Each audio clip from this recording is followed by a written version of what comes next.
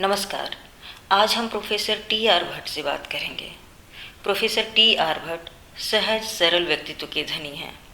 ये अपने helping nature के कारण कर्नाटक में अत्यंत प्रसिद्ध हैं। अपनी कर्मठता से इन्होंने जीवन की पगडंडियों पर सहजता से सफ़र किया है। इनका जन्म सन 1994 में अन्नावर में हुआ है। कर्नाटक में हिंदी के प्रचार प्रसार में इनका विशेष योगदान रहा है। पंत और बेंद्रे की काव्य चेतना, कवि मणि श्री विनायक गोकाक, शंबुक और शूद्र तपस्वी एक मूल्यांकन इनके आलोचनात्मक ग्रंथ हैं। इन्होंने दक्षिण का रंगमंच, हिंदी कन्नड़ साहित्य दशाएं एवं दिशाएं का संपादन किया है। सौंदर्य मीमांसा इनकी अनुदित पुस्तक है। साहित्य में योगदान के लिए इन्हें विभिन्न पुरस्कारों एवं सम्मानों से पुरस्कृत एवं सम्मानित किया गया है, जैसे कि केंद्रीय हिंदी संस्थान से गंगा शरण शिव पुरस्कार, उत्तर प्रदेश हिंदी संस्थान से सौहार्द सम्मान, केंद्रीय हिंदी निदेशालय से हिंदीतर भाषी लेखक सम्मान आदि। दिनांक 23 दिसंबर 2018 को दिल्ली में एक छोटी सी मुलाकात के दौरान अनौपचारिक साक्षात्कार लिया गया था। इस साक्षात्कार में इन्होंने अपने जीवन से जुड़े कई अनुभवों को साझा किया है। तो जानते हैं प्रोफेसर टी आर भट्ट के जीवन तथा साहित्य से संबंधित अनुभव उन्हीं के शब्दों में। सर, आपकी शिक्षा दीक्षा कहाँ से पूरी हुई है? डॉक्टर रेणु जी, देखिए, मैं गांव से आ गया हूँ। मेरी प्रारंभिक शिक्षा अपने गांव में ही कन्नड़ा मीडियम मातृभाषा में मेरी संपन्न हुई। चौथी कक्षा तक वहाँ बहुत अच्छे उन दिनों टीचर्स थे, समर्पित थे। बीच बीच में मुझे छुट्टी में इतवार के दिन अपने घर पर उन लोगों ने, उन टीचर्सों ने बुलाकर ट्यूशन देते थे अक्षर ज्ञान के संबंध में, और बाकी सामान्य ज्ञान के संबंध में बहुत जानकारी उन लोगों ने मुझे दी थी। और मुझे प्रेरणा भी और प्रोत्साहन भी खूब दिया था उन दिनों। हिंदी तो नहीं है, उससे मैं कटा था केवल अपनी मातृभाषा कन्नड़ में ही। फिर गांव होने के कारण उन दिनों कुछ नहीं था, कोई व्यवस्था नहीं थी। स्कूल भी 1 किलोमीटर 2 किलोमीटर दूर पर थी शायद। उस समय जाना भी मुश्किल था। बारिश के महीने में तो खूब जाना बहुत मुश्किल है। ऐसी स्थिति में एक दिन भी मैं वहाँ छोड़े बिना क्लास में अटेंड करता था। घर में वो वातावरण नहीं था, फिर भी मेरी माँ मुझे प्रोत्साहन बहुत देती रही। हो तो पढ़ना है, पढ़वाना है, इन्हें आगे इन्हें ले चलना है, ये सब कुछ सोच रही थी। इस तरह चौथी कक्षा पास करके मैं दूर, वहाँ पास में शहर है, छोटा सा शहर मनावर, अब बड़ा हो गया है, उन दिनों बहुत छोटा था। तो सड़क थी, छोटी सी सड़क, उसी सड़क पर रोजाना आना जाना होता था। बैग लेकर जाते थे, शाम को लौटते थे। कोई साधन, बस कुछ नहीं थी उस दिनों, जंगल जैसा था। इस तरह सवेरे 9 बजे घर से निकलकर शाम को 5 बजे 6 बजे हम लौट जाते थे। 5वीं से लेकर 10वीं कक्षा तक वहाँ खूब मैंने सुना। अच्छे शिक्षक थे, अंग्रेजी के हिंदी के भी शिक्षक थे, बहुत बढ़िया शिक्षक थे। एक मापारी नामक लगता था कि वे मराठी भाषी होंगे, बहुत अच्छी हिंदी थी उनकी। और दक्षिण भारत हिंदी प्रचार सभा की परीक्षाएं चलाते थे ये लोग, मुझे बिठाया उन परीक्षाओं में। तो 2 टीचर जो है अच्छी, उनका उच्चारण भी बहुत बढ़िया था उन दिनों का, यानी स्वातंत्र के बाद का समय था। हिंदी सीखने का जोश सब लोगों में, सिखाने का जोश भी उन दिनों बहुत था, अब उतना नहीं है। इस तरह गणित के प्राध्यापक भी अच्छे थे। ये सभी बहुत सारे कोंकणी भाषी थे। तो मुझे वहाँ पर ज़्यादातर कोंकणी भाषा का अच्छा वातावरण मिल गया। कोंकणी भाषा तो हिंदी से बहुत मिलती जुलती है, मेरे सभी दोस्त कोंकणी भाषा है। तो इस तरह एक दृष्टि से हिंदी को धीरे धीरे पकड़ लिया और हिंदी में मेरी रुचि भी जागी। फिर जब मेट्रिकुलेशन में फर्स्ट क्लास में पास हो गया, मेरे बुजुर्ग जो है घर के भेजने के लिए तैयार नहीं थे। कॉलेज जाना था, अपने शहर में कॉलेज नहीं था। फिर क्या करना, इसको यहीं ख़त्म करके यहीं खेती बाड़ी किसी में इसी में लग जाओ कह रहे थे। फिर उसी समय मेरे विज्ञान के अच्छे टीचर थे, वे मेरे घर पर आकर इनको छोड़ना नहीं है, इनको भेजिए, धारवाड़ भेजिए, जिस कॉलेज में मैंने बीएससी की थी वहाँ भेजिए बताया। फिर घर मेरे वो दादाजी थे, उन्होंने कहा कि तुम तैयारी करो, परिचय करवाया, पत्र द्वारा लिखकर। मेरे परिचय धारवाड़ थे, धारवाड़ में थे, उनके यहाँ मैं पहुँच गया, धारवाड़ पहुँच गया। फिर वहाँ पीयूसी हम लोग कहते थे, 11वीं 12वीं वहीं पर की, उसी कॉलेज में, वहाँ दाखिल हो गया, हॉस्टल में सीट मिल गई, सब कुछ। फिर उन दिनों कर्नाटक कॉलेज बहुत पुराना, ब्रिटिशों के ज़माने का वो कॉलेज है, 100 साल पुराना, आज उसका शताब्दी बनाई गई है। तो बड़े बड़े दिग्गज लोग पहले पढ़ा करते थे। कन्नड़ के बहुत महाकवि विनायक कृष्ण गोकाक का अपना कॉलेज था, स्वयं वहाँ के प्रिंसिपल थे। तो ऐसे कॉलेज में मुझे पढ़ने का ये अवकाश मिल गया। सौभाग्य से वहाँ का हिंदी विभाग भी अच्छा था, एमए भी उसी कॉलेज में पढ़ाई जाती थी। तो 11वीं से लेकर एमए तक की पढ़ाई उसी कर्नाटक कॉलेज में मेरी संपन्न हो गई। तो उन दिनों मेरे बहुत बड़े विभागाध्यक्ष जो थे, बड़े भाषा के विद्वान थे, 18 भाषाओं में कविता करने वाले प्रोफेसर राधा कृष्ण मुदलियार, उनके मार्गदर्शन में मुझे हिंदी सुनने का या हिंदी पढ़ने का अवकाश, अध्ययन करने का अवकाश मिला। उनके और एक साथी थे प्रोफेसर रामचंद्र, जो नामवर सिंह के साथी थे बनारस में। उनकी शिक्षा दीक्षा नामवर जी के साथ वहाँ बनारस हिंदी यूनिवर्सिटी में हुई थी उन दिनों। तो उसके बाद हमें यहाँ धारवाड़ में आकर पढ़ाने लगे और प्रेरणा भी मुझे देते रहे, हम लोगों को, सबको। और क्योंकि वे बनारस में बेसेंट कॉलेज में एमए करने के बाद वहीं प्राध्यापक बने थे, 8 साल तक वहाँ नौकरी की, फिर यहाँ आए, वे धारवाड़ में आए थे। तो इनका अच्छा हिंदी का संस्कार उन लोगों का मुझे उन दिनों मिला था। फिर कैंपस हिंदी विभाग धारवाड़ के कैंपस में शिफ्ट हो गया। वहाँ फिर से और कुछ प्राध्यापक बाहर से भी आते थे, मराठी भाषी और हिंदी के काशी में पढ़े लोग। अरे बहुत अच्छा वातावरण मुझे मिल गया।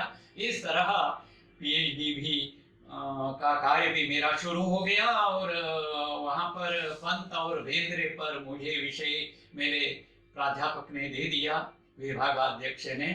तो उस सिलसिले में मुझे बहुत कुछ क्या है एक्सपोजर मुझे मिल गया। बहुत हिंदी डिपार्टमेंट में कई लोग आते रहे, विद्वान लोग बाहर से आते रहे, दिल्ली इधर उधर से।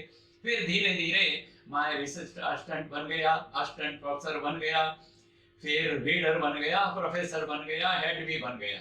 इस तरह पूरा जीवन वहीं धारवाड़ की मिट्टी में मेरा बीता। और उस बीच में पीएचडी करने के बाद भी मुझे देश भर के कुछ विश्वविद्यालयों में भेंट करने का अवसर मिल गया, परिचय हो गया। उन लोगों ने मुझे भेजा उन दिनों, और ज़्यादातर केरल और उन केरल के यूनिवर्सिटियों में मुझे जाने का बढ़िया अवसर मिल गया।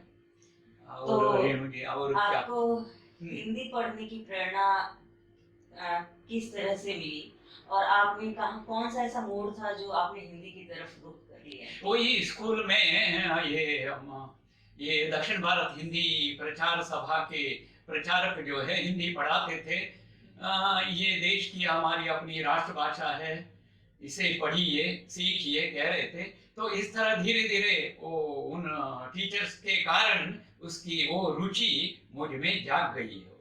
तो प्राप्त में ये प्रथमा, मध्यमा, राष्ट्रभाषा सभी परीक्षा वहाँ पर पास की, अच्छे अंक मिले। और गणित में बहुत मैं कमजोर था गणित को, तो इसलिए विज्ञान को लिया ही नहीं, इसीलिए आर्ट्स में आकर कन्नड़ और हिंदी, और उससे कुछ लोगों ने मुझे सुझाव दिया कि हिंदी के साथ प्राकृत भी जुड़ जाता है, प्राकृत ले लो और संस्कृत ले लो। तो इन भाषाओं को अध्ययन कॉलेज में किया, तो वहाँ का अच्छा परिसर था, तो इस तरह हिंदी में आ गया मैं। तो आप हिंदी के प्रोफेसर भी रह चुके हाँ हैं। हाँ। आपको हिंदी पढ़ाते समय, खासकर दक्षिण भारत में दक्षिण आपने भारत पढ़ाया में, है, हाँ। तो किन किन समस्याओं का सामना करना हाँ, है? ज्यादातर काकी की और स्त्रीलिंग पुल्लिंग की समस्या बहुत आई, और साथ ही ने प्रत्यय से हम लोग उद्धृति से भागते थे। कमजोर था ने प्रत्यय को समझने में। लेकिन क्या है, हमारे प्राध्यापक बनारस में पढ़े हुए थे, प्रोफेसर मुदलियार, तो उर्दू, अच्छा, वो उर्दू से हिंदी में आए थे, उर्दू पर्शियन से हिंदी में आए थे, इसीलिए हमारे गलतियों को, व्याकरण की गलतियों को तुरंत ही पकड़ लेते थे और हमें सुधार लेते थे। हिंदी में ही बोलते थे, हमेशा हिंदी में ही बोलते। वे तेलुगु तमिल भाषी थे, लेकिन हिंदी में। इस तरह वो संपर्क प्रोफेसर मुदलियार विभागाध्यक्ष के साथ हमेशा मैं टहलता रहा, उनके साथ रहा, घर भी जाता रहा। मुझे बहुत प्रेरणा देकर आगे भी मुझे उसी विभाग में मुझे नौकरी भी उन्होंने दे दी। तो ये आज भी उनको भूला नहीं है, उनको याद करता हूँ, और बाकी अन्य प्रोफेसर प्राध्यापक लोगों को मैं भूलता नहीं। उस समय हिंदी का बढ़िया वातावरण धारवाड़ में था, कर्नाटक में था।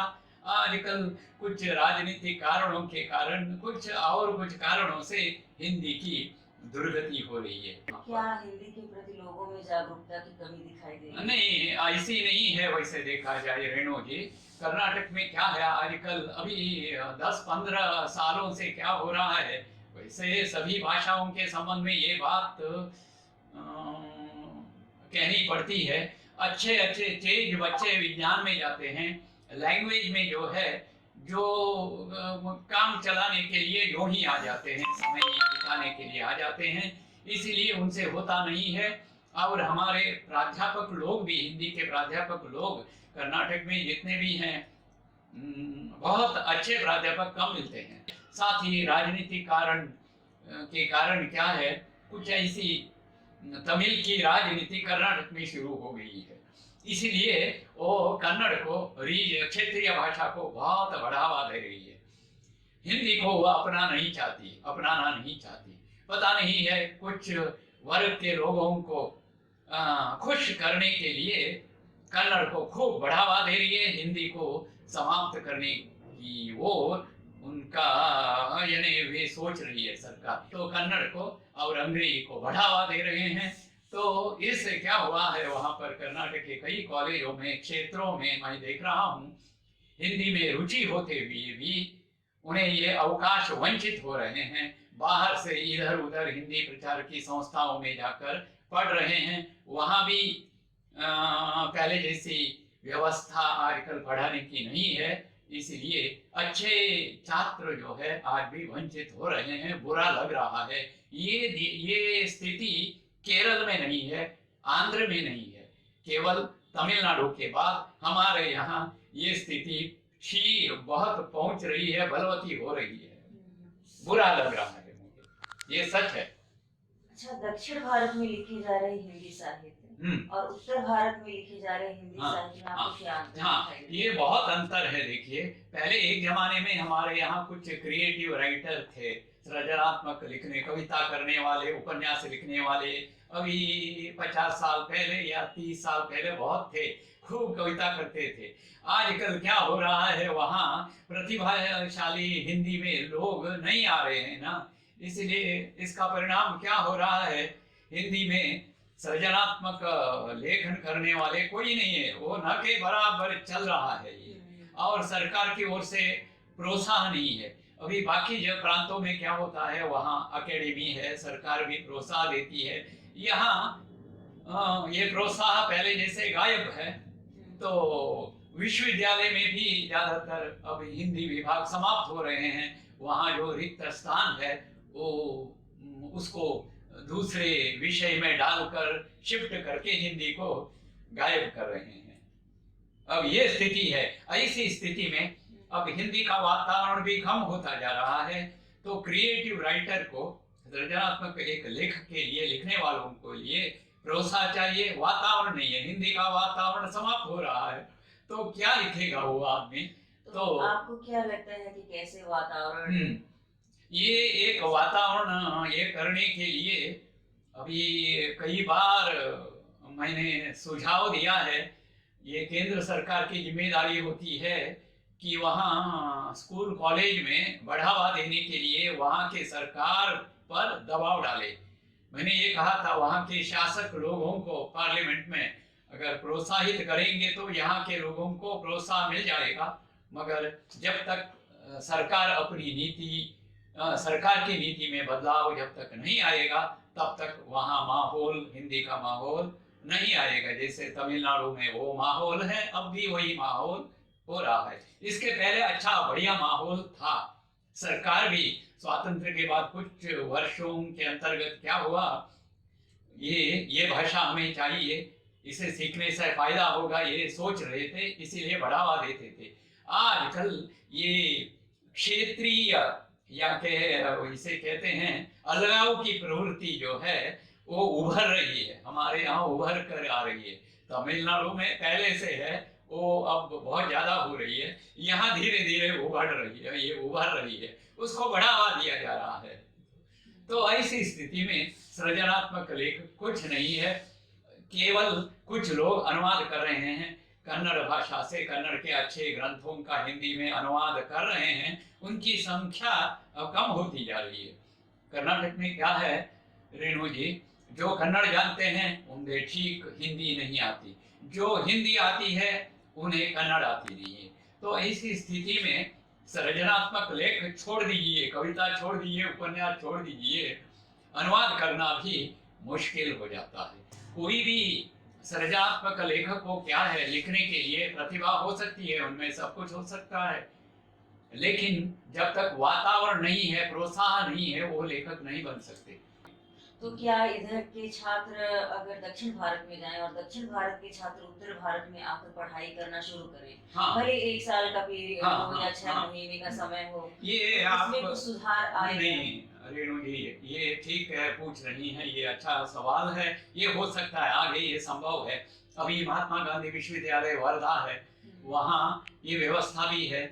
मैंने कई महाराष्ट्र के कुछ लोग वहाँ जाते हैं, स्टूडेंट जाते हैं, वहाँ पढ़ते हैं, कुछ फायदा हुआ है। उसी तरह कर्नाटक के कुछ एकाध छात्र वहाँ मैंने सुना है आ गए हैं, उन्हें अच्छा माहौल वहाँ एक्सपोजर मिल रहा है, तो आगे वे बन सकेंगे मुझे लगता है। इसी तरह कई लोगों को मैं कह रहा हूँ, कम से कम एमए में संभव नहीं है, एमए के बाद शोध के लिए बनारस या दिल्ली जाइए, आपको फायदा हो जाएगा। इस तरह से आदान प्रदान की योजना हम लोग बढ़ाएंगे।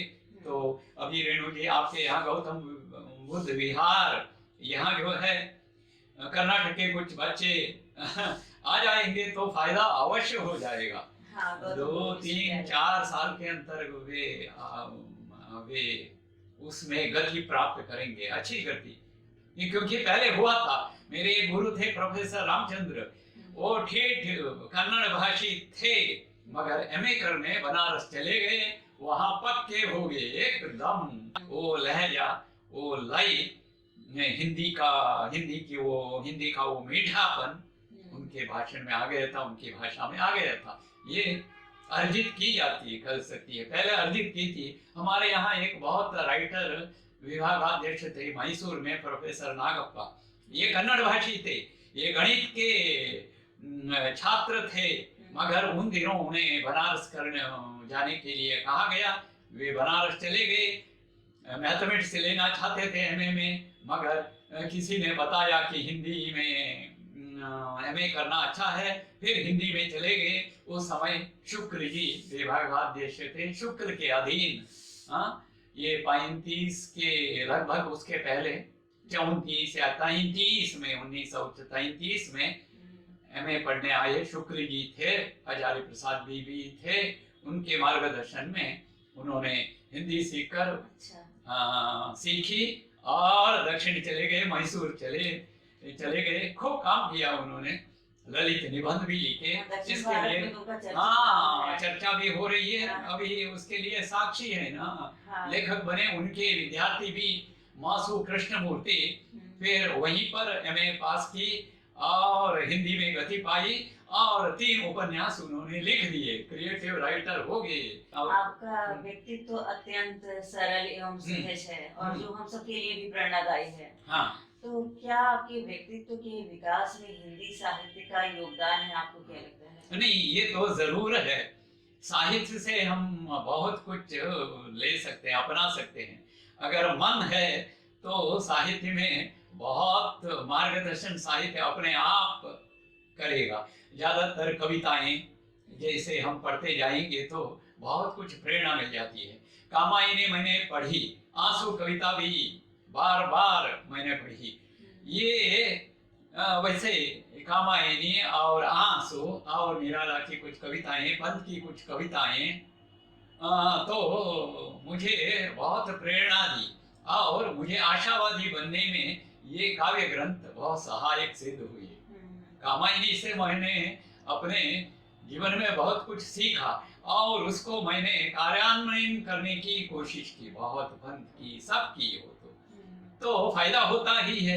एक दृष्टि से ये काव्य जो है उपदेश नहीं है, ये पीछे से हमको सांत्वना देती है, हमको समझाती है वो तो पंत की कुछ कविताएं, कामायनी की कुछ पंक्तियां और प्रसाद के कुछ नाटक तो राष्ट्र के प्रति हमें वो प्रेम जगाते हैं ज्यादातर। इस तरह कन्नड़ या प्रांतीय भाषाओं में इस प्रकार के की साहित्य रचना इतनी नहीं है। हिंदी साहित्य जो है जब पढ़ेंगे तो एक प्रकार की वो रीतिकाल हो, कोई काल हो, हमें भूषण की कविता हो, हमें प्रेरित करती है। उस दृष्टि से कन्नड़ में ऐसी रचना मलयालम में हमको देखने को नहीं मिलती। वहाँ अवश्य उन रचनाओं में रस है, रस के साथ साथ ये प्रेरणा देने वाले अंश कुछ हद तक कम है, या राष्ट्रीय उद्बोधन हमको जगाने वाली ताकत उन कविताओं में उतनी नहीं है जितनी अभी चंद बरदाई के उनकी कुछ कविताएं या झांसी लक्ष्मीबाई की कविताएं, उनके संबंध में वो कौन कवि एक है ना, सुभद्रा कुमारी चौहान की कविताएं, जब उन दिनों हमारे स्कूल में भी, स्कूली जीवन में ये लोग गाते थे, कुछ छात्र गाते थे, बहुत मर्दानी होती, झांसी रानी थी। तो ये सब कुछ कविताएं जगाने की कोशिश, राष्ट्र प्रेम जगाती है। आपका अपना साहित्यिक सफर कैसा है? मेरी साहित्य, मैं तो लेखक नहीं हूँ, वैसे सृजनात्मक लेखक नहीं हूँ, कवि भी नहीं हूँ, लेकिन मैं अध्येता हूँ, मैं पाठक हूँ और खूब पढ़ता हूँ, सुनता हूँ, सुनता हूँ।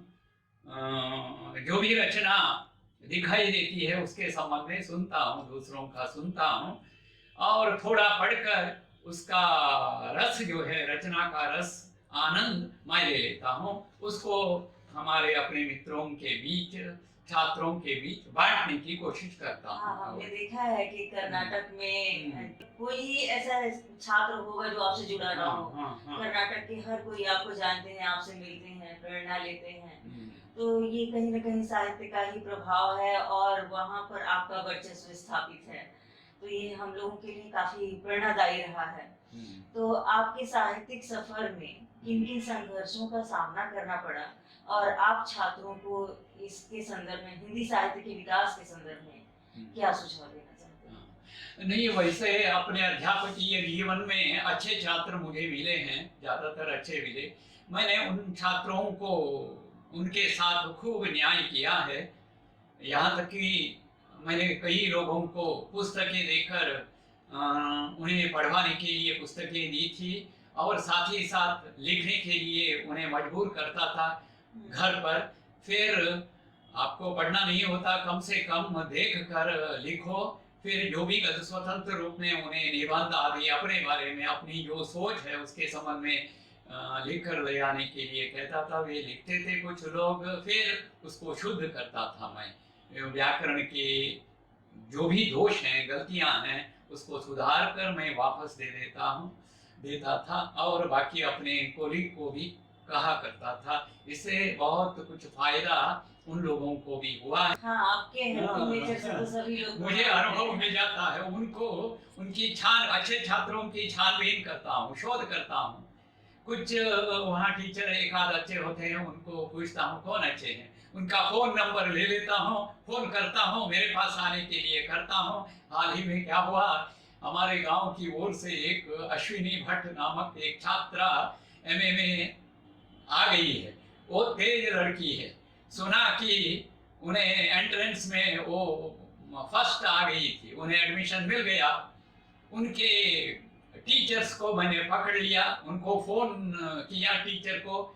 टीचर कह रही थी वो एक वो वहाँ पर अपने गांव में, वो अच्छी है, देखिए वहाँ कॉलेज में हिंदी नहीं थी, मैंने उन्हें प्राइवेट तौर पर हिंदी पढ़ाई तो आ गई है, फोन नंबर ये है। तो उनके पीछे पढ़कर मैंने बुला लिया, उनसे जाकर मिला, पुस्तकें दी। अब उनको तैयार कर रहा हूँ। आज ही बात हो रही थी, एक मनोरंजनी, अब उनकी मातृभाषा कन्नड़ है, हिंदी में रुचि है, हाउस वाइफ है, गृहिणी है।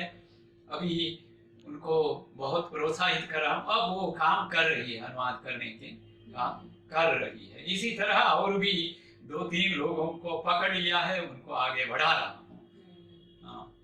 आज के बदलते परिवेश में मानव कल्याण के प्रति संवेदना की कमी दिखाई दे रही है। वो सही है। तो क्या इस क्षेत्र में साहित्यिक योगदान कम हो गया है या लोगों का साहित्यिक रुझान साहित्य के प्रति कम हो गया है? तो आपको क्या लगता है? नहीं, बढ़िया प्रश्न है, ये होना चाहिए। मैं हमेशा सोच रहा हूँ उधर ग्लोबलाइजेशन के कारण और विकास के कारण ये बहुत बड़ी बुरी दशा दिखाई दे रही है।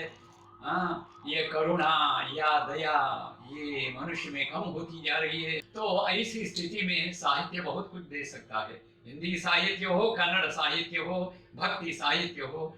मगर क्या है, हर एक की ये टीचर्स की भी जिम्मेदारी होती है।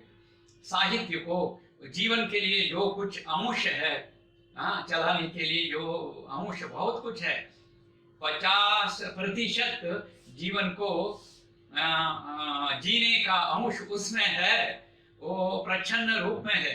उसको खोज कर छात्रों के सामने कहने से आगे आ जाएंगे। मैंने देखा, मैं खुद अपने जीवन में खिन्नता या बीमारी क्या है, कई खिन्न लोगों को, तनावग्रस्त छात्रों को देखा है। इसलिए मैं कुछ छात्रों को ट्रेन में इधर उधर बहुत से छात्र सफर करते हैं, उनको देखता हूँ, ये तनावग्रस्त है। फिर तुरंत ही, यहाँ केवल हिंदी के ही नहीं है, विज्ञान के छात्र मेरे घर के इधर उधर खूब हैं, ट्यूशन लेने आते हैं, उनको तुरंत ही मैं उपदेश देता हूँ, साहित्य पढ़ो, कविताएं पढ़ो, उसमें कुछ ऐसे अंश हैं, उसको अपने जीवन में अप्लाई करो तो आपको बड़ी सहायता मिल जाएगी। क्योंकि हाल ही में एक हमारे बुजुर्ग कन्नड़ के लेखक हैं, वे अभी चल बसे, सुमतीन्द्र नाडिग, बहुत आशावादी लेखक हैं। उन्होंने अपने जीवन में जो कुछ दर्द देखा है अपनी कविताओं में उन्होंने कही है। मैंने कहा ऐसी कविताएं पढ़ने से हमें भी फायदा हो जाएगा। मैंने ये सुमतीन्द्र नाडिग के कई काव्य मैंने कंठस्थ हैं, उसे मैंने पढ़ी उनकी कविताएं, मुझे बहुत कुछ मिला है। ये खिन्नता या ये तनाव है, आज के युग में तनाव किसी को छोड़ता नहीं है। केवल डॉक्टर से काम चलता नहीं है, कविता की शरण में जानी चाहिए। तो कविता एक मनोवैज्ञानिक माध्यम है। ये है, वो बहुत मदद करती है। रेणु, आप तो कवयित्री है, मैं देख रहा हूँ, ये कविता जो है पहले से ही हो सकती है, आप में कविता करने की रुचि आप में पहले से ही है, बस इसीलिए मैं अपनी ओर से इसको प्रोत्साहित कर रहा हूँ, आपकी ये ताकत को प्रोत्साहित कर रहा हूँ। ये और भी उभर कर आ जाए तो हमारे लिए अच्छा है। हमारे मित्रों के लिए भी अच्छा है, आप लिखते रहिए। क्योंकि ये एक प्रकार की सांत्वना या काउंसिलिंग कविता बहुत कुछ कर सकती है। उपन्यास के बदले ये कविता जो है वहाँ संगीत है, वहाँ भाव है, दिल है ना, दिल से लिखते हैं कविता। चाहे वो गद्य, फॉर्मेट तो गद्य भी हो सकता है, लेकिन उसमें लेखकी या कहिए कवयित्री का दर्द होता है, उनका अपना व्यक्तित्व होता है। वो व्यक्तित्व उनका अपना नहीं है, उनकी अपनी सहेलियों का, पूरे उसी टाइप के कई हजारों समाज की गृहिणियों का भी कह सकते हैं, उन लोगों का है, उनकी वेदना हो सकती है। इसका असर लोगों पर भी पड़ेगा। इन कविताओं का असर पाठकों पर भी अवश्य पड़ा है, पड़ता ही है, क्योंकि मैंने अनुभव किया है इन कविताओं को पढ़ कर, कन्नड़ की हो, हिंदी की हो, पढ़ कर, निराला की कविता को पढ़ कर बहुत बल मिला है, मुझे मानसिक दृष्टि से बल मिला है। मेरी उम्र बहुत कुछ हुई है, अभी 75 का हूँ, मगर ये मुझे नहीं लग रहा है। और कई लोग मुझसे पूछ रहे थे रिटायर्ड कब हो रहे हैं, अब भी मुझसे पूछ रहे हैं। ये ताकत जो है, ये तरुणाई की कहिए या उम्र को, ये उम्र का सवाल जो है, उम्र को जीतने का ये सवाल जो है, मुझे कविता से मिली है या लिटरेचर से मिली है। खास दृष्टि से मैं कवि नहीं हूँ, लेकिन कवि के रस को उनके साथ होकर मैं उसको पा सकता हूँ। तो एक दृष्टि से सहृदय पाठक होने के कारण मैं कवि के समकक्ष या कवित्री आपके समकक्ष मैं बैठ सकता हूँ। इसीलिए एक दृष्टि से पाठक भी कवयित्री से या कवि से कम नहीं है। तो उस स्तर पर रेणु जी आप कवयित्री हैं, उस स्तर पर पाठक को ले जाने की ताकत आप में है। इसलिए बीच बीच में उसका वाचन छात्रों के बीच में आप करते रहिए। आपकी सुंदर आवाज है, ध्वनि है, भगवान का दिया हुआ है। इसका असर कई पाठकों पर पड़ेगा ही, अवश्य पड़ेगा ही, जरूर पड़ेगा, क्योंकि भावी पीढ़ी के लोगों को जगाने का काम आप कर सकती हैं। एक बार आपकी कविता जब मैं पढ़ता हूँ, फिर एक दो महीने के बाद आपकी जब कविता पढ़ता हूँ, तो फिर नए अर्थ सामने आ जाते हैं। फिर एक साल के बाद आपकी कविता फिर मैं जब बैठकर पढ़ता हूँ और नए अर्थ सामने में आ जाते हैं। हमारा सौभाग्य है सर। ये सही है। मैं आपकी प्रशंसा नहीं कर रहा हूँ रेणु जी, क्योंकि आपकी प्रशंसा करने से मुझे क्या मिलता है, कुछ है ही नहीं है। मुझे क्या चाहिए, ये हिंदी के पाठक, साहित्य के पाठक जब सामने है, उनको छोड़ना नहीं है। इसीलिए मैं ये देख रहा हूँ वैज्ञानिक जो है उनका जीवन शुष्क होता जा रहा है। इंजीनियर्स का, सॉफ्टवेयर इंजीनियर शुष्क होता जा रहा है। उनके पास ये साहित्य नहीं है, ये कविता नहीं है, उसको पहुंचना कि उन तक, उन वैज्ञानिकों तक या इंजीनियरों तक अच्छी कविता को, अच्छी रचना को उनके हद तक हम पहुंचाने की कोशिश करेंगे, तो हमारी भावी पीढ़ी का और भी बढ़िया व्यक्तित्व बन सकता है, उनका परिवार भी सुंदर बन सकता है। आपका व्यक्तित्व हम लोगों के लिए बहुत ही सरल, प्रेरणादायी रहा है और आपकी सहजता हम सभी को बहुत प्रभावित करती रही है। आपने जो भी सुझाव दिया, हम हिंदी साहित्य के छात्रों से अनुरोध करेंगे कि समझें कि हमारे हिंदी साहित्य का विकास किस दिशा की तरफ जा रहा है। तो हिंदी साहित्य के विकास के संदर्भ में आप हम जैसे छात्रों क्या आप सुझाव देना चाहते हैं? हाँ, अब देखिए, इस सदी में मैं देख रहा हूँ लिखने वाले जो हैं, हमारे लेखक या कवि हो, जो कोई हो, उनके पास अनुभव है, अनुभव मिल रहा है उन्हें, लेकिन उनमें व्युत्पत्ति यानी अभ्यास कम होता जा रहा है। पहले एक ज़माने में, अभी मैंने निराला के बार सोच रहा था कितना वे पढ़ते थे अंग्रेजी, उनकी अंग्रेजी बहुत अच्छी थी निराला की। उसी तरह पंत संस्कृत का ज्ञान, अंग्रेजी का कितना बढ़िया ज्ञान था। उसी तरह प्रसाद, उपनिषद, वेद इधर उधर से कितना अध्ययन किया था।